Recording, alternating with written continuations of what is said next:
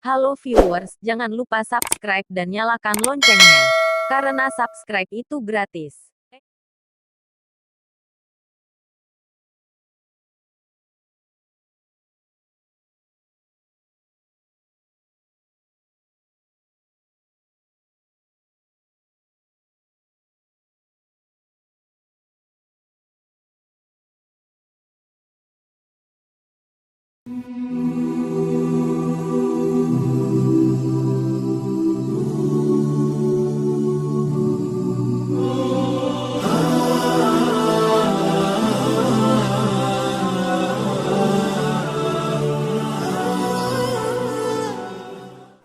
Assalamualaikum warahmatullahi wabarakatuh. Alhamdulillahirabbil alamin. Allahumma shalli wa sallim ala sayyidina Muhammadin wa ala alihi washabihi ajma'in. Amma ba'du. Yang kami hormati dan yang dimuliakan oleh Allah Subhanahu wa taala, para pemirsa dimanapun Anda berada. Alhamdulillah, segala puji syukur kita haturkan kepada Allah Subhanahu wa taala, di mana dengan nikmatnya kita telah diberikan kekuatan oleh Allah Subhanahu wa taala untuk bisa melaksanakan puasa di bulan Ramadan. Salawat serta salam kita haturkan kepada Nabi Muhammad sallallahu alaihi wasallam yang telah menunjukkan kita kepada jalan yang lurus, yang telah mengajarkan kita rukun iman dan rukun Islam serta ihsan. Dan salah satu yang diajarkan oleh Nabi Muhammad sallallahu alaihi wasallam yakni tentang masalah puasa bulan Ramadan. Allahumma shalli wa sallim ala sayyidina Muhammadin wa ala alihi washabihi ajma'in. Amma ba'du. Para pemirsa TV Edukasi yang dirahmati oleh Allah Subhanahu wa taala. Pada kesempatan kali ini kami akan menyampaikan tentang seputar Ramadan atau seputar tentang puasa Ramadan yang dilaksanakan pada tahun ini. Setiap tahun Ramadan kita laksanakan, dan setiap tahun Ramadan kita melaksanakan ibadah-ibadah untuk meningkatkan ibadah kita, ketakwaan kita kepada Allah Subhanahu wa taala, untuk mengecas lagi batin dan jiwa kita yang kosong selama 11 bulan, lalu kemudian diisi lagi dengan nilai-nilai spiritual dalam bentuk puasa. Kenapa kita melakukan Ramadan ini berulang-ulang pada setiap Ramadan dan kita berpuasa pada bulan Ramadan? Karena berdasarkan firman Allah Subhanahu wa taala, ya ayyuhalladzina amanu kutiba alaikumusiyam kama kutiba alal ladzina min qablikum la'allakum tattaqun. Wahai orang-orang yang beriman, diwajibkan bagi kalian untuk berpuasa sebagaimana diwajibkan atas orang-orang sebelum kamu. Apa tujuannya? Agar kalian bertakwa. Hadirin rahimakumullah, banyak sekali keutamaan-keutamaan bulan Ramadan yang diceritakan oleh Rasulullah sallallahu alaihi wasallam di dalam hadis. Bahkan Allah Subhanahu wa taala memberikan syariat ini yang sudah disyariatkan oleh terhadap agama-agama dulu, terhadap orang-orang dulu, dan juga disyariatkan kepada umat Muhammad sallallahu alaihi wasallam. Umat Muhammad sallallahu alaihi wasallam ini juga melakukan puasa yang dilakukan oleh puasa-puasa orang terdahulu. Tujuannya satu, yaitu la'allakum tattaqun. Kenapa orang berpuasa itu bisa tujuannya bertakwa? Karena di dalam puasa itu adalah pengertiannya soma, yakni lughatan maknahu imsakan. Jadi berpuasa itu secara bahasa artinya mengekang atau menahan. Secara istilah yaitu menahan diri dari hal-hal yang membatalkan puasa, dari munculnya fajar shadiq sampai terbenamnya matahari. Inilah pengertian puasa, yaitu menahan diri dari hal-hal yang membatalkan puasa, dari munculnya fajar shadiq sampai terbenamnya matahari.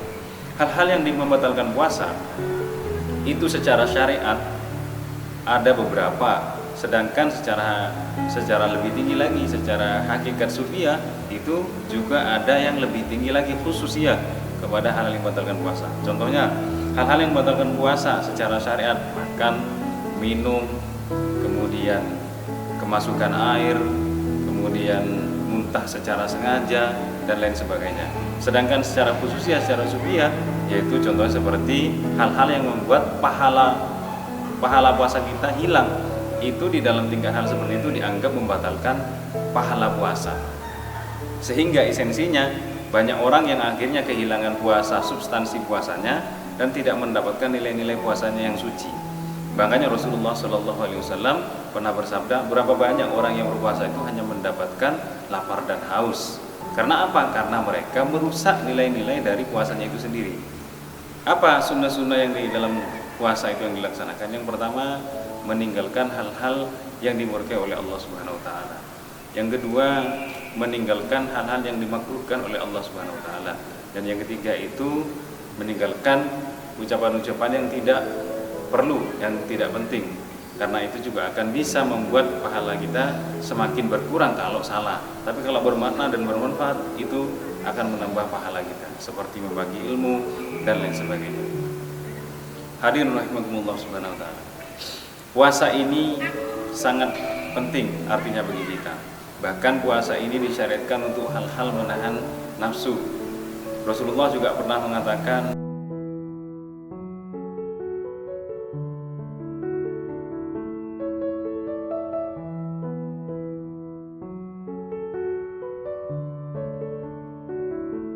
jadi puasa ini untuk menahan diri dari hal-hal yang syahwat, dari hal-hal yang negatif.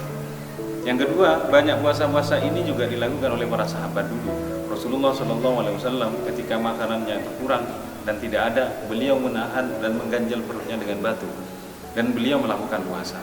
Ali bin Abi Thalib dan sahabat-sahabat lain juga melakukan seperti itu, mengganjal perutnya dengan batu. Ini untuk menahan syahwat kita dengan cara mengurangi makan, dengan cara berpuasa. Sehingga puasa ini pantas disyaratkan dan sangat wajib bagi kita untuk dilaksanakan bagi orang yang mampu melaksanakannya agar melaksanakan puasa di bulan Ramadan. Keutamaan dari bulan Ramadan, Rasulullah SAW juga mengatakan tentang motivasi tentang Ramadan. Jadi man fariha bidukhuli Ramadan, barang siapa yang senang dengan masuknya bulan Ramadan, haramallahu jasadahu 'alan nar, maka Allah akan melindungi jasadnya dari siksa api neraka.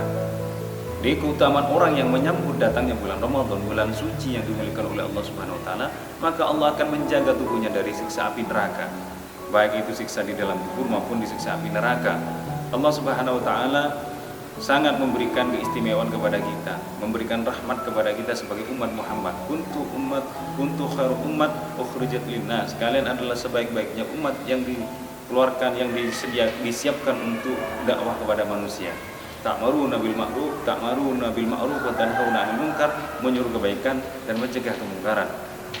Tentang keutamaan bulan Ramadan, di situ terdapat namanya Lailatul Qadar.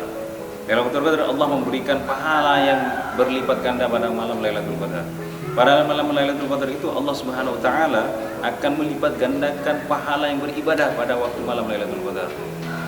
Dalam sebuah cerita diriwayatkan bahwa sesungguhnya malam Lailatul Qadar itu di dalam kitab Durratun Nasihin diceritakan terjadi karena Rasulullah SAW ketika akan mau meninggal, diceritakan bahwa Rasulullah selalu memikirkan umatnya, ummati, bagaimana umat saya. Lalu Jibril datang membawakan kisah-kisah, yaitu dia menceritakan sebuah kisah dari Sam'un, yaitu sebuah kisah dari seorang para nabi, seorang rasul dulu yang diceritakan pahalanya sangat besar. Sam'un itu adalah seorang raja yang kemudian mendapatkan pahala besar dari Allah Subhanahu wa taala. Dan cerita ini akan kita lanjutkan setelah pariwara berikut.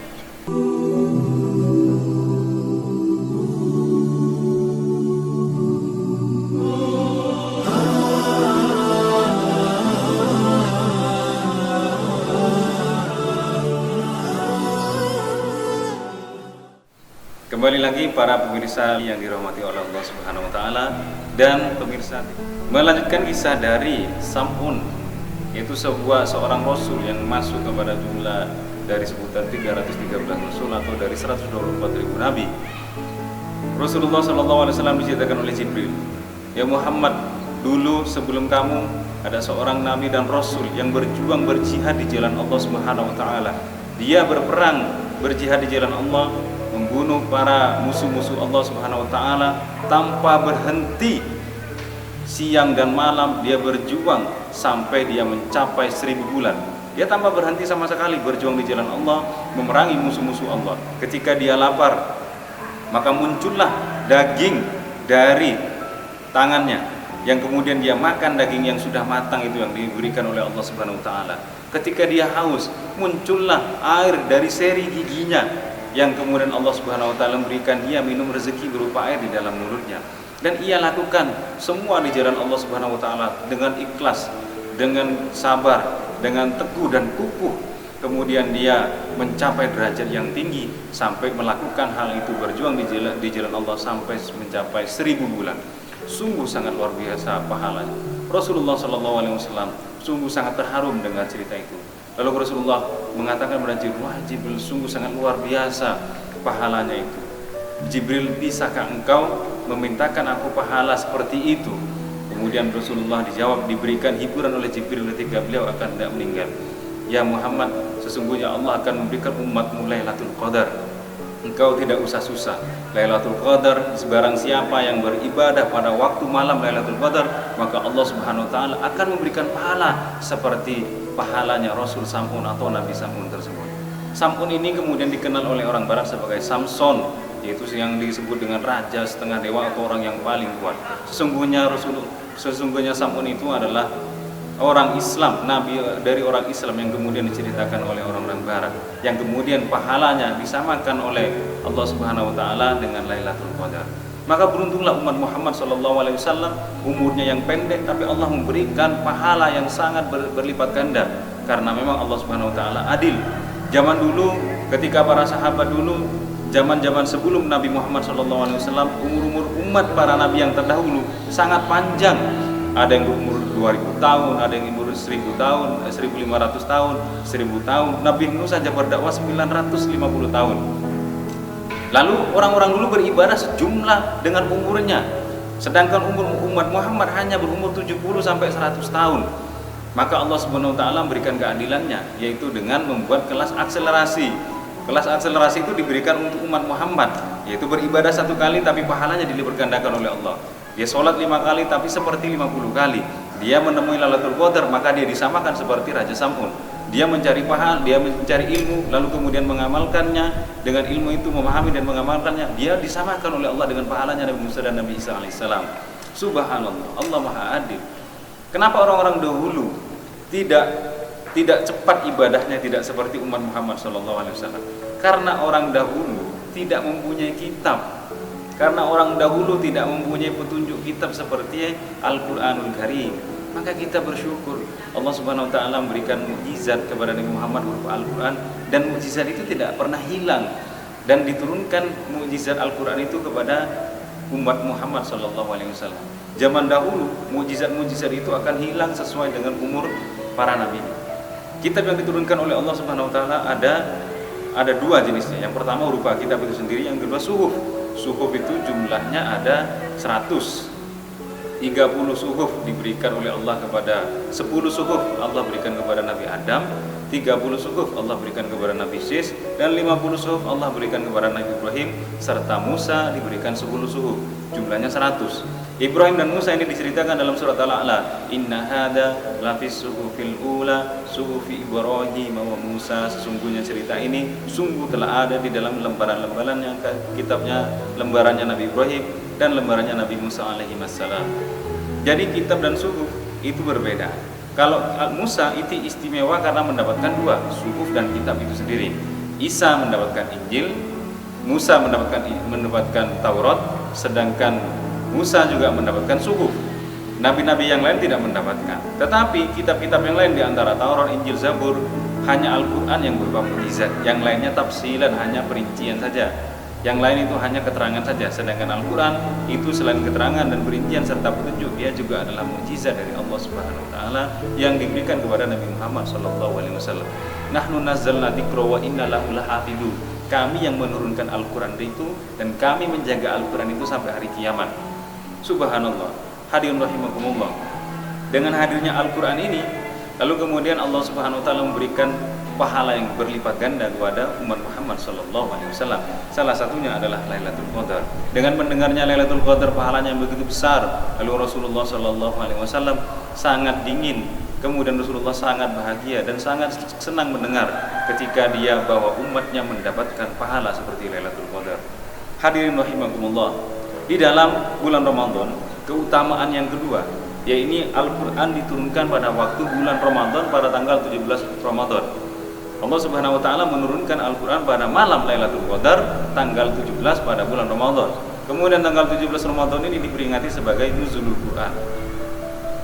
Nuzulul Quran ini diperingati oleh Allah Subhanahu wa taala sebagai turunnya Al-Quran pertama kali ketika Nabi menerima wahyu di Gua Hira dari yang pertama surat Al-Alaq ayat 1 sampai 5. Ketika Jibril datang ketika Nabi Muhammad SAW mengalami keresahan di dalam hidupnya, dia mengalami keresahan karena ada sesuatu yang mengganjal di dalam jiwanya. Lalu dia izin kepada istrinya untuk khalwat, untuk menyepi di sebuah gua yang tidak jauh dari rumahnya sekitar 15 km. Lalu istrinya Siti Khadijah mengizinkan Muhammad untuk melaksanakan khalwat atau menyepi, mencari ketenangan jiwanya. Di dalam gua itulah Rasulullah SAW selalu merenung dan melakukan kontemplasi, perenungan diri, sampai akhirnya pada tanggal 17 Ramadan di dalam gua yang sepi dan sunyi itu Rasulullah didatangi oleh Jibril dengan cahaya bias yang seperti dirubung jutaan kunang-kunang, dan datangnya Jibril seperti suara gemerincing lonceng. Cering, lalu datanglah suara Muhammad. Mendengar gemerincing itu semakin pekas dan memekikkan di telinga. Akhirnya Muhammad membuka matanya, lalu di situ depannya ada Jibril. Lalu Jibril kemudian membacakannya surat Al-Alaq ayat 1 sampai 5. Iqra. Muhammad tidak bisa baca. Nah, Muhammad menjawab, "Ma ana biqari." Saya tidak bisa membaca. Lalu Jibril memeluknya sampai Muhammad berkeringat.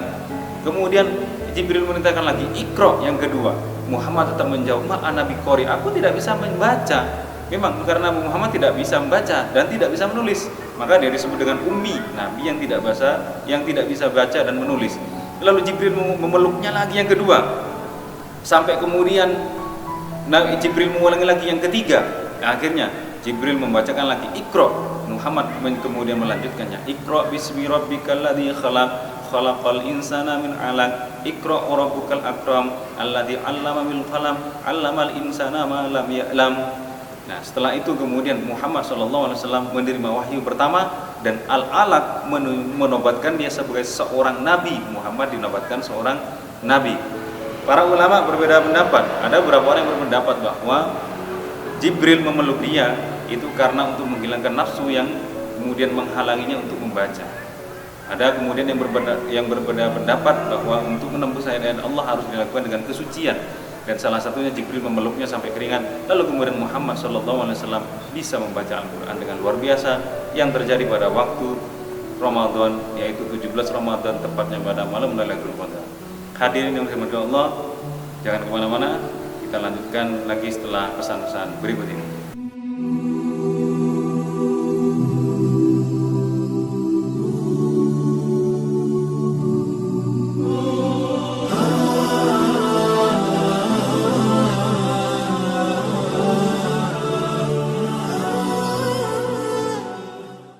Baik pemirsa, kembali lagi di acara Lentera Hati. Semoga Allah Subhanahu wa taala senantiasa merahmati kita dan pemirsa yang ada di rumah dimanapun Anda berada. Melanjutkan dari keutamaan puasa pada bulan Ramadan. Keutamaan berikutnya yang nomor 3 adalah Allah Subhanahu wa taala akan membuka pintu-pintu yang ada di langit. Ketika bulan Ramadan sudah masuk, maka pintu-pintu di langit oleh Allah Subhanahu wa taala dibuka, dan kemudian banyak doa-doa yang dijabahi. Rasulullah sallallahu alaihi wasallam pernah bersabda, "Idza dakhala syahrul Ramadan, futiha abwaabus samawat wa sulisalis sayatin." Ketika Ramadan sudah datang, maka pintu-pintu langit akan dibuka dan setan-setan akan dibelenggu. Kenapa kok bulan Ramadan? Karena memang bulan Ramadan adalah bulan yang istimewa, yang termasuk bulan-bulan yang dimuliakan oleh Allah Subhanahu wa taala dari 4 bulan itu. Yang salah satunya adalah Ramadan. Pada waktu bulan Ramadan, Allah Subhanahu wa taala banyak menurunkan pahala dan rahmatnya. Orang yang membaca ayat Al-Quran ketika dia tidak di luar wudhu, maka Allah hanya memberikan pahalanya 1. Tapi ketika di dalam wudhu, maka Allah akan memberikan pahalanya 10. Ketika dia di dalam berwudhu dan keadaan sholat, Allah akan melipat gandakannya 100 dan seterusnya. Ketika dia sholatnya di dalam bulan Ramadan membaca ayat Al-Quran, maka Allah akan melipat gandakannya lebih banyak lagi. Subhanallah. Langit-langit itu dibuka karena memang langit sebenarnya ditutup. Allah Subhanahu wa taala yang menceritakan langit ini punya tangga. Wa minallahi dzil ma'arij, dan Allah yang mempunyai tangga-tangga. Di langit itu ada tangga-tangga. Rasulullah ketika Isra dan Mi'raj mengalami 7 tangga itu melewati. Tangga pertama sampai ke 7. Dan ketika disebut nama Muhammad SAW, agar kita doanya diijabahi, maka kita harus menyebut nama Muhammad. Seperti peristiwa Isra dan Mi'raj. Jibril ditanya oleh malaikat penjaga pintu pertama, "Engkau siapa?" Jibril bersama siapa? Muhammad. Maka dibukalah pintu itu. Dan begitu seterusnya sampai langit ke-7. Maka langit itu mempunyai pintu-pintu. Pada asalnya dulu Allah Subhanahu wa taala menceritakan, pada dasarnya dulu langit itu tertutup. Lalu kemudian setan-setan bisa mencuri rahasia dan informasi dari Lauhul Mahfuz. Sehingga para dukun dan para orang-orang yang bersekutu dengan jin dan iblis, mereka bisa memastikan keadaan manusia. Sehingga mereka bisa meramal dan memastikan kepada manusia besok hujan 3 cm tingginya. Mereka akan benar informasi itu. Lalu ketika Allah Subhanahu wa taala menurunkan Muhammad sallallahu alaihi wasallam ke dunia, maka pintu-pintu langit dibuka. Lalu di situ diterangkan di dalam Al-Qur'an bahwa pintu-pintu langit dijaga oleh malaikat yang besar-besar dan kuat-kuat. Ketika setan naik ke atas ingin mencuri informasi, lalu para malaikat memanahnya dengan api yang kemudian tampak oleh kelihatan manusia di langit ada bintang yang berpindah. Jadi bintang yang berpindah itu bukan meminta permohonan, tetapi sebenarnya bintang yang berpindah itu ada setan yang dipanah oleh para malaikat. Hadirin rahimakumullah, maka bersyukurlah dengan datangnya bulan Ramadan, karena setan-setan itu kemudian dibelenggu oleh Allah Subhanahu wa taala. Hadirin rahimakumullah, itulah yang dapat saya sampaikan dari beberapa keutamaan bulan Ramadan. Mohon maaf jika ada salah-salahnya, baik sengaja maupun tidak, karena saya adalah cuma manusia biasa. Li'annan nas makhlukul khati' wan nisyan, kata Rasulullah, karena manusia itu adalah tempat salah dan lupa. Oleh karena itu saya mohon maaf jika ada salah-salah, dan untuk segmen berikutnya kami akan menyampaikan tentang hal-hal yang lain tentang bulan Ramadan. Demikian dari saya, mohon maaf.